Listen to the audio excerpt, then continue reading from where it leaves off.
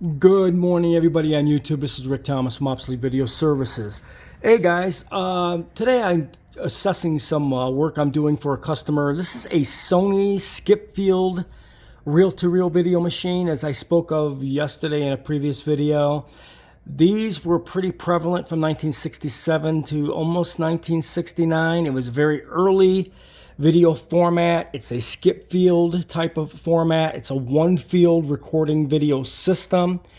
Pretty piss poor playback considered all the EIAJs that came after it. But anyways, this was a very early video machine, half-inch reel-to-reel video machine, black and white. Customer wanted me to build him one of these machines, so we ended up getting two off eBay of the same model. They both are in very poor condition. It's just a very poor machine. Anyways, I am assessing which is going to be the best machine to restore. I do have some vital parts on order that I'm waiting to get in for this machine. It's, this is not an easy fix. This is a really hard video format to repair due to the lousy quality of the video electronics on this stuff. The quality is always very noisy. Sometimes you get a good playback and others you won't due to the quality of the electronics being so poor. But anyways, he got two of these off eBay, and I am going to build him one working unit. To start off with, we did build him a brand new video head for one machine that I'm building for him, which we have right here, which is the video head this unit takes. This is in excellent condition. This head should work just fine on one of these units. Anyways, the big problem to start off with whenever you're going to do a rebuild on the skip field Sony machine, the biggest problem right out the gate is you have to replace the motor run caps. Now, the motor run caps, it's what keeps the motor running and at the correct speed. All right, the biggest problem with these I found is a lot of times you'll just turn these things on right out the gate, and these small little 0.2 capacitor bridge capacitors will just catch on fire. It happens unbelievable amount of times. I mean, I've worked on a lot of these, and this bridge capacitor, it will just catch on fire, literally. I mean, that's how bad it is. Next step is you got these two can caps, which have mediocre type of values, like a 1.5 and a 0.5, and it's like two caps and capacitors in one can. These have to be changed out as well. All right. Now, you're probably wondering, you're thinking to yourself, all right, how are you going to find the exact cans? And you don't necessarily need to find the exact cans, guys. You can bridge it with modern capacitors, a Mylar type of capacitors, but they're pretty hard values to find. I mean, these are not real easy type of values to find to replace these caps. So anyways, I thought I'd show you my arsenal of capacitors to give you an idea of what we're going to be doing.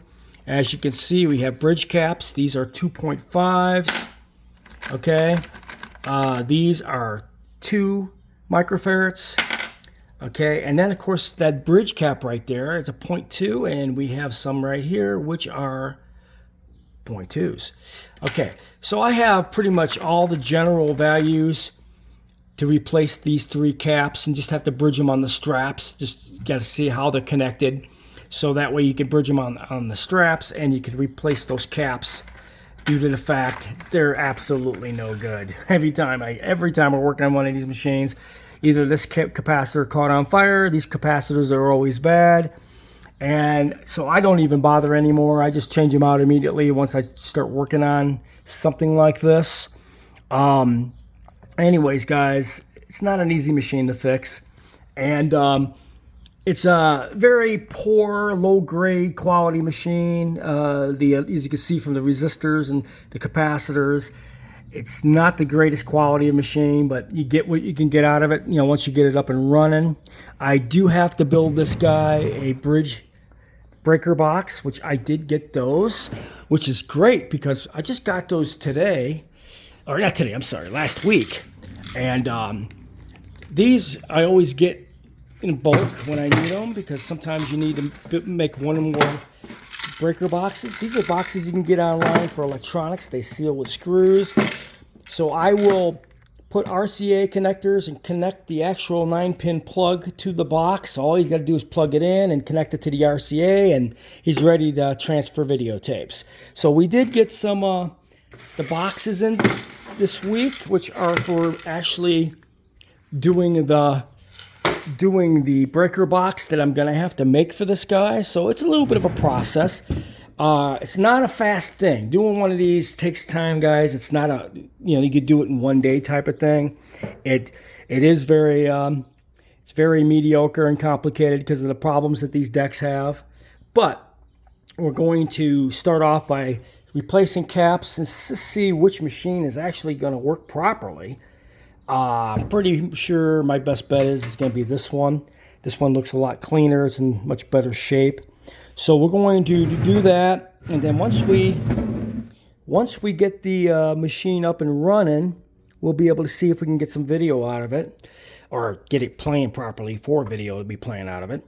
But overall, like I said, when you work on vintage electronics, especially video machines from the 1960s and 1970s, always have a good arsenal of capacitors. You have to buy a lot. You got to have a lot on hand, especially when you're doing work for customers.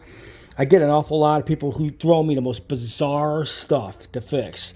And you have to have certain values, and these capacitors are really hard to get, especially the motor run caps for these. So the bridge capacitors you can find if you're lucky.